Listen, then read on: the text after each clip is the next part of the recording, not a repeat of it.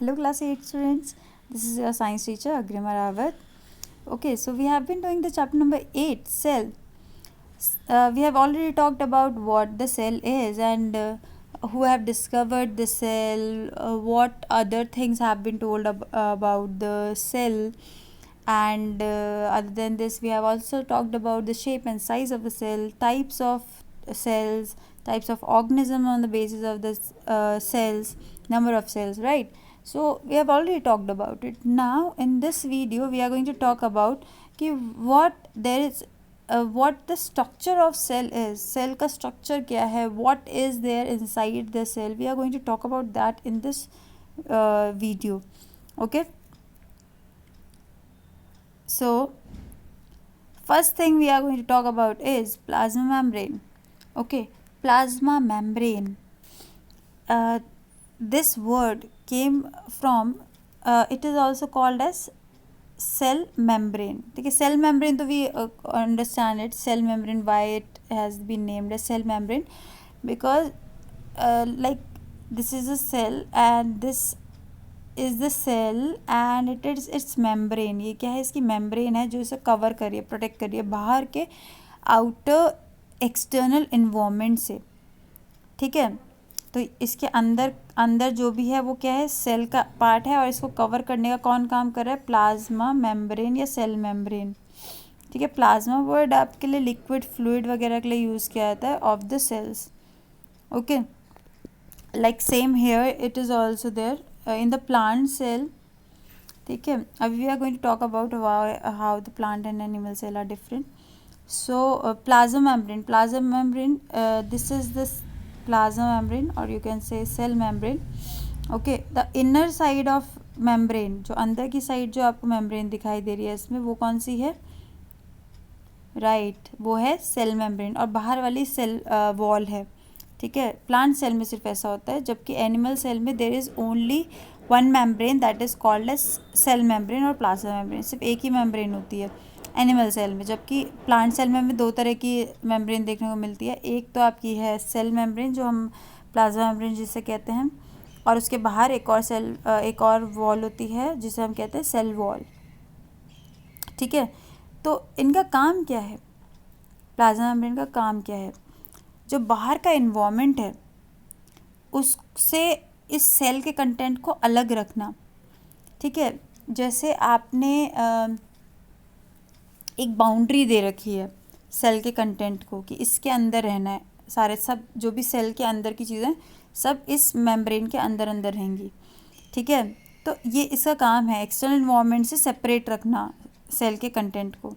ठीक है, now the second thing is that plasma membrane is called as selectively permeable membrane. Plasma membrane को क्या कहते हैं, selectively permeable membrane. Now we are going to understand why it is called as this also. We will understand it by the term itself. selectively मतलब select करके, permeable मतलब permit करना. ठीक है, selectively permit करती है ये membrane किसको, कुछ चीज़ों को. ठीक है, कुछ substances हैं जो अंदर और बाहर जाने के लिए, ठीक है, अंदर और बाहर की तरफ मूवमेंट करने के लिए सेल के, उनको परमिशन की ज़रूरत पड़ती है. और वो परमिशन कौन देता है, प्लाज्मा मेम्ब्रेन. तो प्लाज्मा मेम्ब्रेन जैसे आपको इस डायग्राम में दिख रहा है, कोई एक चीज़ है. ठीक है, जैसे कि sugar, let us assume sugar it is.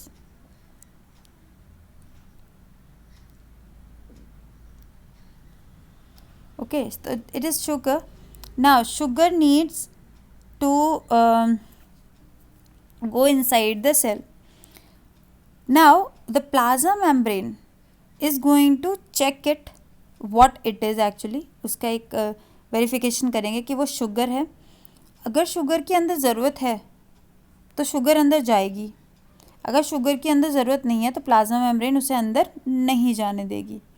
बात समझ आ रही है, अगर सेल के अंदर ज़रूरत होगी शुगर की तब वो जाएगा अंदर, नहीं तो नहीं जाएगा, प्लाज्मा मेम्ब्रेन उसे जाने नहीं देगा. एक तरह से बॉडी सिक्योरिटी फोर्स की तरह हमारी जो बॉर्डर्स हैं हमारी कंट्री की, वहाँ से भी कोई ऐसे ही अंदर और बाहर नहीं जा सकता, है ना.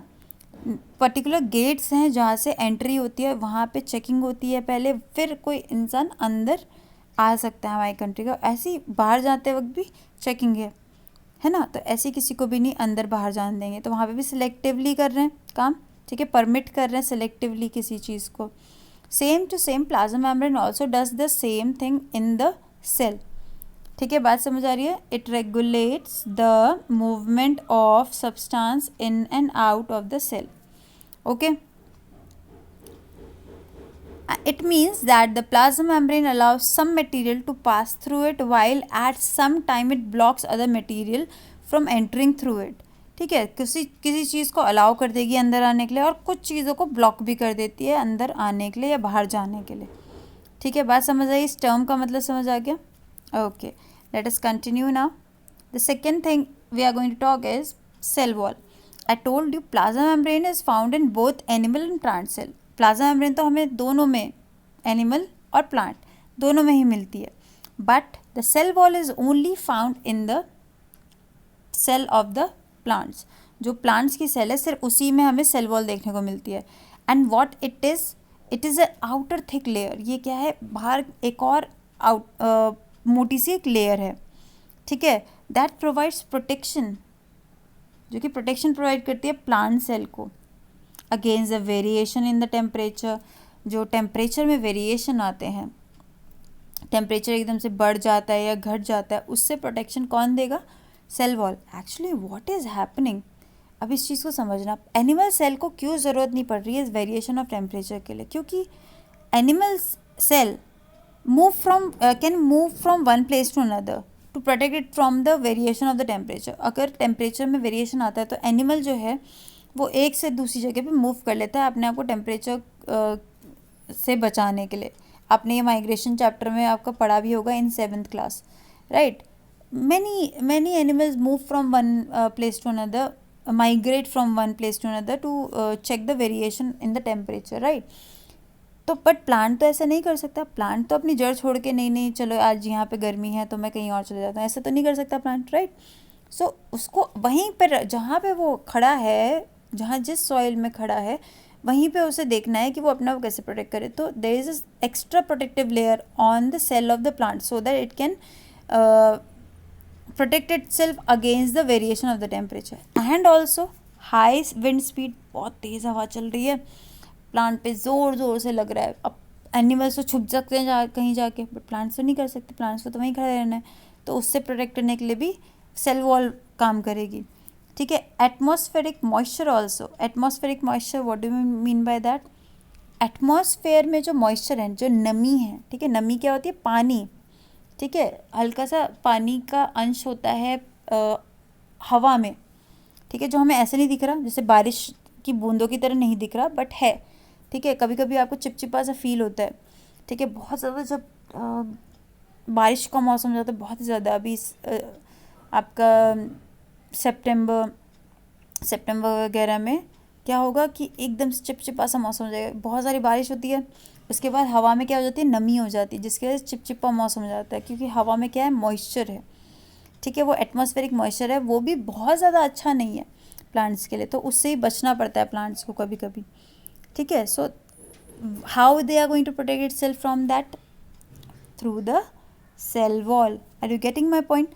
Just remember this, cell membrane is inside the cell membrane और plasma membrane is inside the cell, और सेल वॉल बाहर की तरफ है, ठीक है। अंदर एक लेयर है सेल वॉल, पहले एक कवर चढ़ाया, ठीक है, वो कौन सा है, प्लाज्मा मेम्ब्रेन, और उसके बाहर एक और कवर चढ़ा दिया एक और एक्स्ट्रा प्रोटेक्शन के लिए, जिसे हमने बोल दिया सेल वॉल, सिर्फ प्लांट सेल में। Are you getting my point. तो plant in the cell wall is found only in plant cell,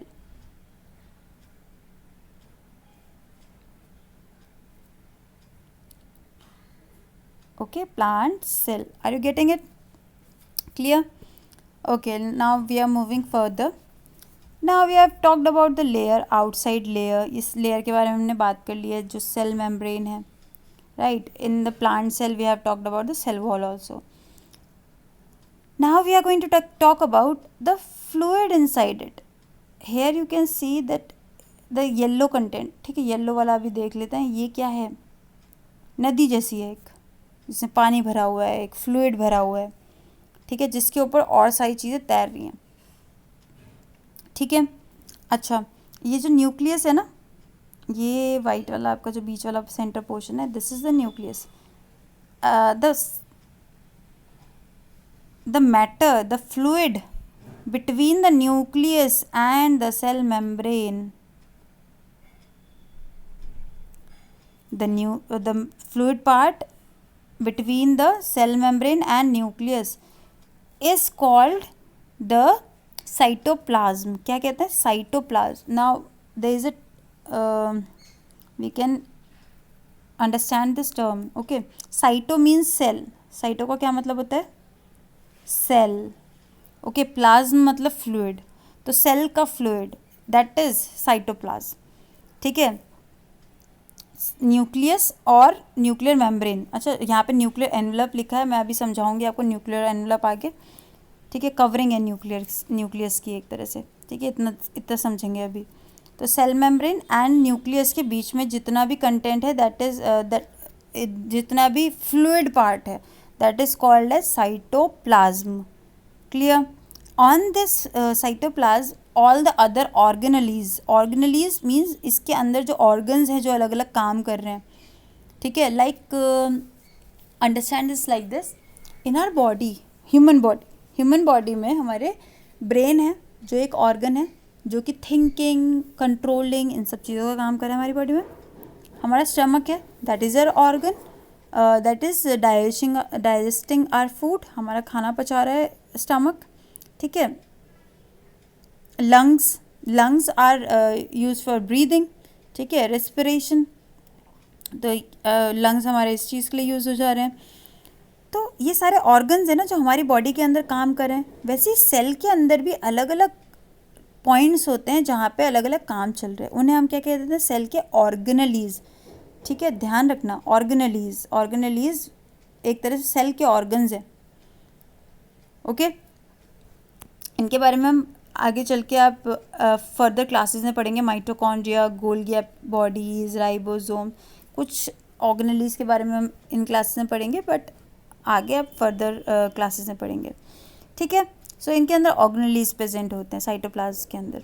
बात समझ आ गई? देख सकते हैं आप, इसमें बहुत सारे आपके ऑर्गेनेलीज प्रेजेंट है, वैक्यूल्स आपको दिख रहा है। अभी हम और भी चीज़ें पढ़ेंगे, clear? Okay, moving further now, nucleus. What nucleus is? Nucleus, understand, take it as the brain of the cell. जैसे हमारी बॉडी में हमारा ब्रेन हमारी पूरी बॉडी को कंट्रोल करता है, सारी इन्फॉर्मेशन कहाँ है? ब्रेन के पास है, तभी तो हमारी बॉडी को पूरा कंट्रोल कर पाता है ब्रेन, ठीक है। तो वैसे ही जो न्यूक्लियस है उसका ब्रेन कहाँ पे है? सेल का ब्रेन कहाँ पे? न्यूक्लियस में, okay. So see there is a cell, ये एक सेल है, ठीक है, this is a cell, this cell have the nucleus, ठीक है। अब इसे न्यूक्लियस को हम और लार्ज करके देख रहे हैं, ठीक है।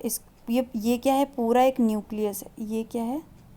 पूरा एक न्यूक्लियस देख रहे हैं हम, ठीक है। सो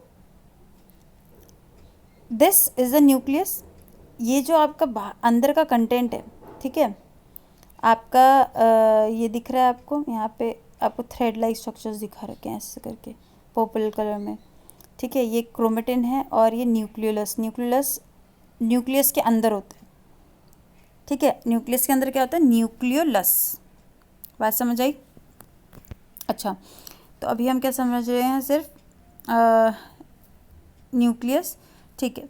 तो बस अभी इतना समझो कि न्यूक्लियस क्या है? एक dense spherical body located mainly in the centre of the cell.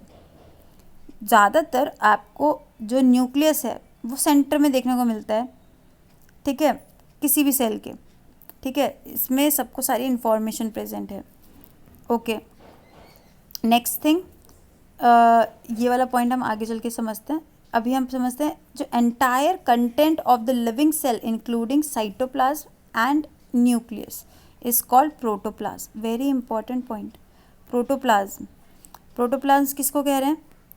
ये सेल मेम्ब्रेन है, ये सेल है ना, ये सेल मेम्ब्रेन है, इसके अंदर जो साइटोप्लाज्म है और जो न्यूक्लियस है, ठीक है। ये सारा कंटेंट को क्या कहा जाता है, प्रोटोप्लाज्म। ये लिविंग कंटेंट है। प्लाज्मा मेम्ब्रेन के अंदर जितना कुछ भी है, न्यूक्लियस, साइटोप्लाज्म और जितने भी ऑर्गेनेल्स प्रेजेंट होंगे वो उनको हम क्या कहेंगे, प्रोटोप्लाज्म। सिर्फ इतना ध्यान रखना है।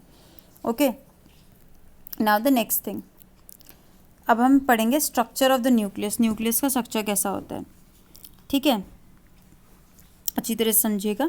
अभी हमने न्यूक्लियस कुछ इस तरह से देखा था, अब हम इसको 2D स्ट्रक्चर में देख रहे हैं। अच्छा, ये जो दिख रहा है ना, ये क्या है, न्यूक्लियस है सिर्फ। इसके मान लो आपके इसके बाहर एक सेल रही होगी, ठीक है, और हम सिर्फ किसका स्ट्रक्चर देख रहे हैं अभी, न्यूक्लियस का। ये अंदर न्यूक्लियस है, ठीक है। तो इसलिए आपको कन्फ्यूजन ना हो, इसलिए ये आपको आउटर एक लेयर बनाई है, ठीक है। चलिए समझते हैं। ये जो बाहर आपको लेयर दिखाई दे रही है, दिस वन, ठीक है, इसके बीच बीच में गैप दिखाई दे रहा है। एक ये लेयर दिख रही है, फिर इसके बाद एक ऐसे करके बीच बीच में गैप है, ठीक है।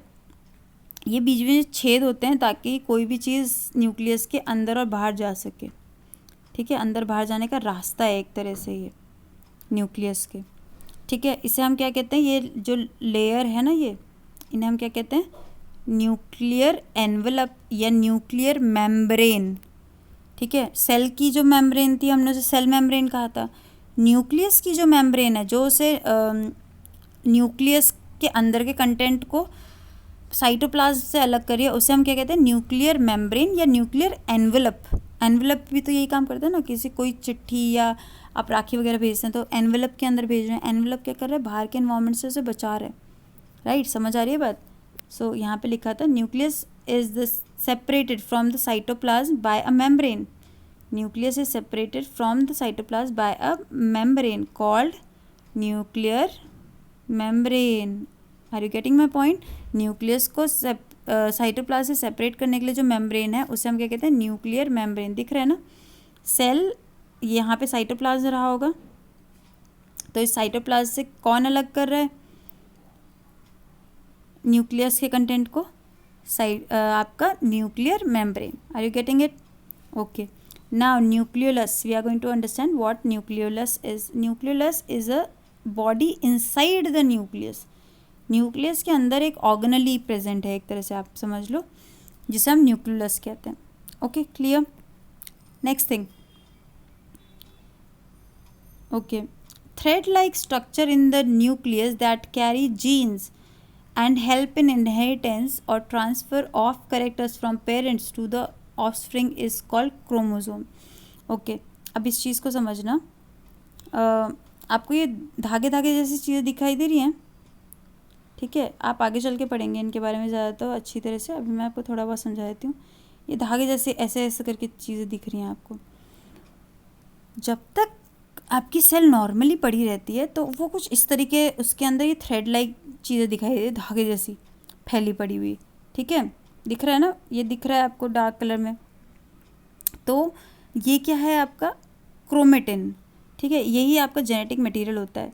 बट जब सेल को डिवाइड करना होता है ना, उस टाइम पे ये इस तरह के दिखने लगते हैं आपको। दिख रहा है आपको इस तरह के, ये जो आपको दिख रहे हैं स्ट्रक्चर, इस तरह आपको कैसे दिखाई देने लगेंगे, ऐसे कुछ बन जाएंगे ये यहाँ पे, ये इस धागे धागे की तरह एस की जगह ऐसे से करके बन जाएंगे कुछ, ठीक है। तो ये क्रोमोसोम्स हैं।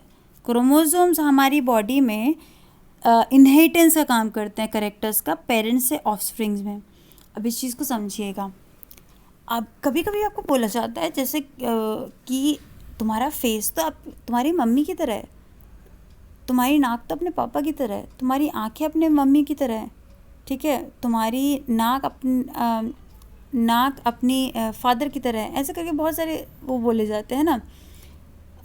तो ये सब क्या है, करेक्टर्स हैं जो पेरेंट्स से हमारे अंदर आते हैं, ठीक है। जब हमारा फॉर्मेशन हुआ तो कुछ करेक्टर्स हमारे मम्मी से आए, कुछ करेक्टर्स हमारे पापा से आए, तो इस तरीके से हमारी बॉडी बनी है पूरी, ठीक है। और वो इन्फॉर्मेशन आई कैसे पेरेंट्स से हमारे अंदर, क्रोमोसोम्स के थ्रू, ठीक है। बात समझ रहे हैं, इन्फॉर्मेशन आई कैसे पेरेंट्स से हमारे अंदर तक, क्रोमोसोम्स के थ्रू। जैसे आप कंप्यूटर में, अगर आप लोगों ने कंप्यूटर में काम किया होगा तो पहले कंप्यूटर्स में जैसे आपको कोई भी अपडेटेशन करनी थी, जैसे अगर आपको सॉफ्टवेयर डालना है कुछ, तो पहले CDs वगैरह में लेके आते थे, या आप हार्ड डिस्क वगैरह में लेके आओगे, ऐसे करके आप अलग अलग चीज़ें यूज़ करते हैं। आजकल तो ऑनलाइन हो जाता है, बट पहले किसी चीज़ में लेके आ रहे हैं, राइट, तो वो एक तरह से ट्रांसफ़र करने का तरीका हो गया, ठीक है। वैसे जो हमारी सेल्स में जो इन्फॉर्मेशन जो ट्रांसफ़र होती है पेरेंट्स से ऑफस्प्रिंग्स में, उन्हें हम क्या कहते हैं, क्रोमोसोम्स, ठीक है।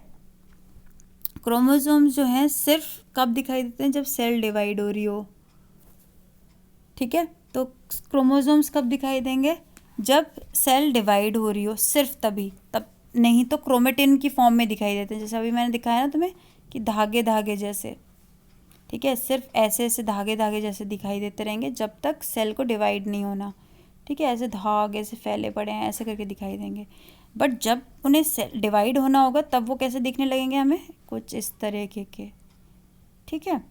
बात समझ आ रही है, इस तरीके के फॉर्म को क्या कहते हैं, क्रोमोसोम्स, ओके। अच्छा, क्रोमोसोम्स के अंदर ये जो क्रोमोसोम्स है ना, इनमें जीन्स होते हैं। जीन्स क्या है, छोटे छोटे आपके, जैसे आँखों का करेक्टर कैसे होगा, तुम्हारी नाक कैसी होगी, तुम्हारा आँखों का कलर कैसा होगा, तुम्हारे बालों का कलर कैसा होगा, ये किन में इंफॉर्मेशन है, जीन्स में, ठीक है ना। समझ आ रही है, क्रोमोसोम्स के अंदर ही जीन्स होते हैं, ये ऐसे ऐसे ऐसे लाइंस ऐसी उसमें इंफॉर्मेशन होती है। तो एक तरह से क्रोमोसोम मान लो चिप है एक, उसके अंदर छोटे छोटे उसमें कंपार्टमेंट्स में अलग अलग इन्फॉर्मेशन भरी हुई है, तो ये जीन्स होते हैं, ठीक है। ये पूरे क्रोमोसोम में आपके अलग अलग जीन्स प्रेजेंट हैं, जो कि स्ट्रक्चरल एंड फंक्शनल यूनिट है इनहेरिटेंस के, क्योंकि यही करेक्टर्स को डिसाइड करें अलग अलग। बात समझ आ रही है, तो एक क्रोमोसोम पे हज़ारों चीज़ों के आपके करेक्टर्स की इन्फॉर्मेशन होगी। बात समझ आ गई, ठीक है। नेक्स्ट इज न्यूक्लियोप्लाज्म समझ लेते हैं। साइटोप्लाज्म तो पता चल गया था, साइटोप्लाज्म क्या था आपका, 1 मिनट, जो साइटोप्लाज्म क्या था, हमारा सेल का फ्लूइड, सेल के फ्लूइड को हमने क्या कहा था, साइटोप्लाज्म, ठीक है। तो न्यूक्लियोप्लाज्म हम किसे कहेंगे, न्यूक्लियस के अंदर का फ्लूइड, न्यूक्लियस भी तो आपका उसके ऊपर भी, उसमें भी तो क्या होगा, फ्लूइड होगा, उसी के ऊपर सारी चीज़ें तैर रही ना, क्रोमेटिन और आपका क्रोमोसोम्स किस में फैल रहा है, आपका न्यूक्लियोप्लाज्म में। बात समझ आई, ठीक है। और मैंने बताई दिया था ये छेद क्या है, न्यूक्लियर पोर, ठीक है, जो पोर का मतलब छेद है ना, clear about it, okay. Next we are going to talk about the vacuole.